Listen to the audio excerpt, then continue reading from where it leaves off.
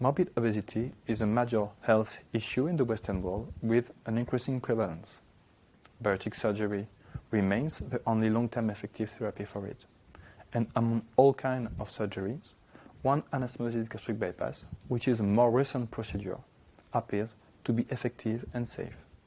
But several questions remain unsolved, especially about metabolical and long-term consequences on the esophageal mucosa after the surgery.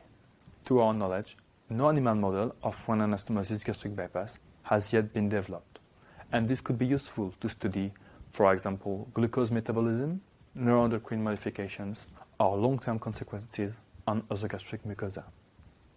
The model, which is presented in this video, has been developed in order to mimic the human procedure.